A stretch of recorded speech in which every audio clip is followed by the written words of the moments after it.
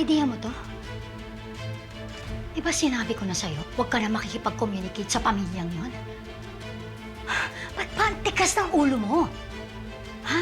Bakit ang lakas ng loob mong suwayin ako? Mami, gusto ko lang po maging happy si Dad. Sige. Sa akin ka magalit, huwag kay Jessica. Gusto mong mapasaya ang daddy mo? Dad. Kahit na traidorin mo pa ako, ha?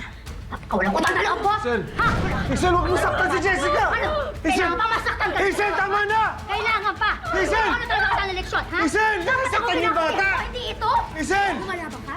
Makinig ka sa akin! Alam mo ba kung anong ginawa ng Hazel, sandali lang! nung nanay ng mga to sa akin? Hazel! Alam mo! Hazel, sinabi ng tama na eh! Walang doon. Kasi... Hazel! Sa akin ka kumakape! Huwag ka Hazel, pakialam! tama na! Hindi! Stop! Wala akong pakialam! Dapat Hazel, tama na! Dapat nga siguro masaktan ka Hazel, tama na! para magtanda ka. Nasasaktan si Jessica! Kasi... Hazel, nasasaktan si Jessica! Ano ako sa'yo? Hazel! Ano ako sa'yo, ha? Hazel! Bakit dito ako Nasasaktan si pinaki? Jessica! Ha? Bakit dito? Hazel! Bakit dito ako? Hazel, maawa ka naman kay Jessica! Don't touch me! You cannot do this! Stay out of this! Calm down! Stay out of this! I'm a pega! Don't touch me! Hindi pa tayo tapos, sinasabi ko sa'yo, ha? Hindi pa tayo tapos! Hindi!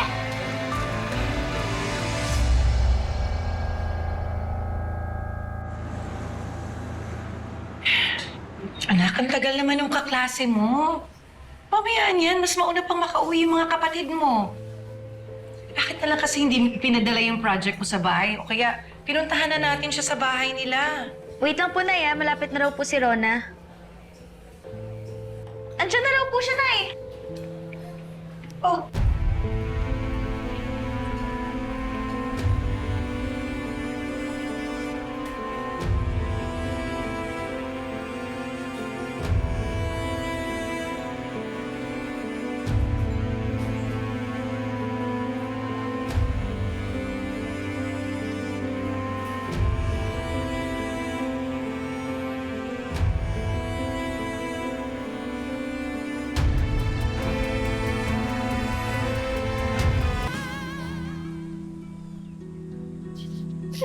Dad, natatakot po ako kay Mommy. I think she might hurt me even more if it's just the two of us at home. Ano, patawarin mo ko, ha? Hindi kita napagtanggol dahil sa kalagayan ko. Tsaka sorry din dahil nasaktan ka ng mami mo dahil sa akin. Dad, I just really want you to be happy. Nakita ko po yung genuine happiness niyo na finally, may isa po sa tatlo niyong anak kay Miss Felma ang nag-acknowledge at nakipag-usap sa inyo ng maayos, Dad. Alam mo, hindi pa nga siya nakakalakad at nagsasalita nung umalis ako eh. Siya yung pinakang walang memorya na kasama ako. Pero kumpara na sa mga kuya niya at sa ate niya, siya pa yung mas sabik na makita at makilala ako. And I truly felt Colin's sincerity, Dad. She truly loves you. Umaasa talaga ako na balang araw may hakap ko siya. Lagi kong pinagdarasal na sana siya yung maging dahilan para lumambot ang puso nila Jeffrey at Andre. Tuluyan na nila akong mapatawad. I still think those goals are totally doable, Dad.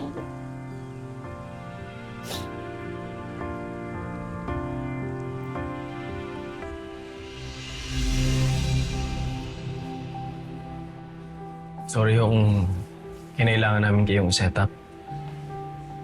Kailangan niyo kasing mag-usap at saka magkaharap ng mga dapat yung pag-usapan. Ang gusto ho sana namin, bago ho tayo umalis sa lugar na to, nagkaayos na kayo ni Tito Noah. basta Nay, alam niyo na po yung stand ko, ha? Team Noah rin po ako. No. Ayoko ma-pressure ang nanay niya. Ayoko mag-decide siya dahil napipilitan siya o nahihiya siya maka-offend ang feelings ng iba. If she needs space, that's what we'll give her.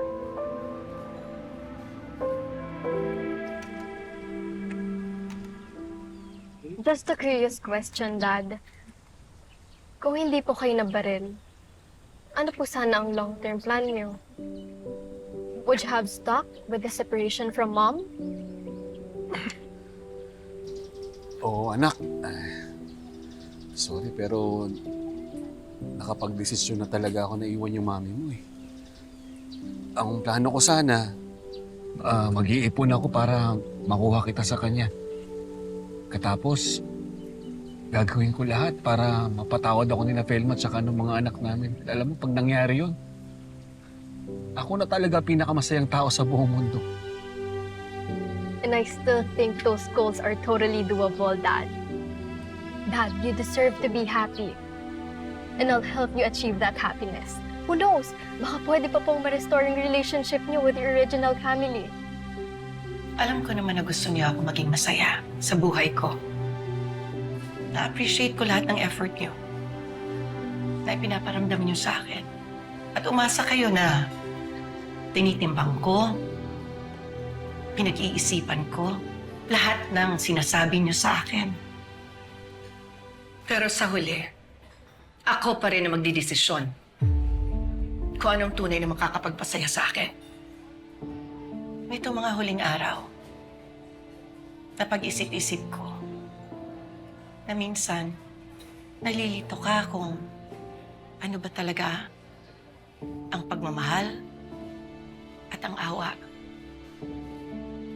Akala mo na mahal mo yung tao pero naaawa ka lang pala sa kanya. At ayoko maging unfair. Gusto ko mas matimbang ang pagmamahal kaysa sa awa. Nawa,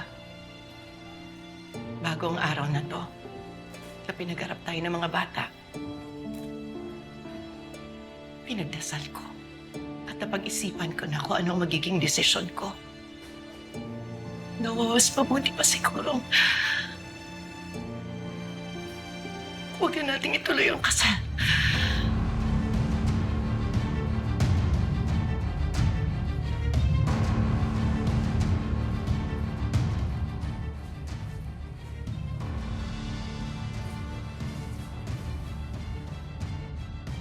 Dad, I promise I'll find a way.